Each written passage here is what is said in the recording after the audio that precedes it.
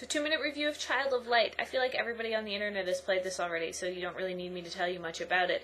But it is a platforming RPG from Ubisoft that features a lead character, Aurora, who's basically dead but not dead. She's sort of comatose, and she's been transported into this dream magical land of Lumeria, which she must battle through in order to get home once again.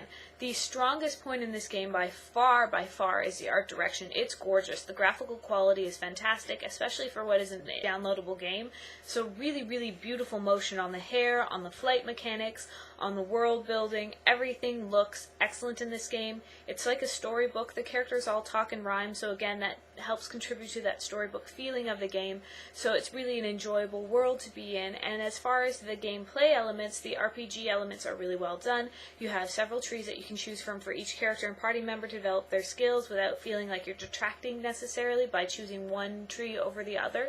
The battles are in JRPG style, so you're platforming along in the world, you're going across on like a side-scrolling format, and then every time you have an enemy encounter, you enter into this battle screen, and you're able to choose actions in its turn-based RPG elements, so that works really, really well too. The combat system is fun.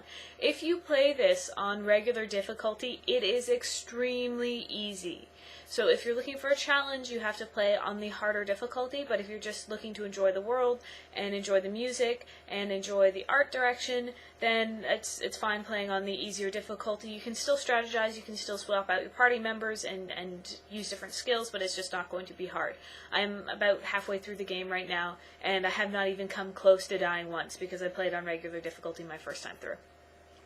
But other than that, sort of difficulty discrepancy, which they do provide for the harder difficulty. It's a lot of fun. It has, of course, that rewarding element of any RPG that if you go back to an earlier area, you can just trounce the enemies there.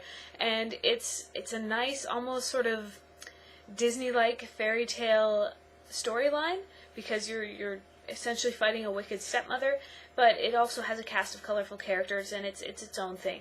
So highly recommend checking it out, as I'm sure everyone on the internet has recommended it to you. If you're a fan of old school RPGs and platformers, then it has a very familiar feeling, and it's also just a lot of fun in its own right, even independent of its historical context. And now I've gone overtime, so I'm out. Bye!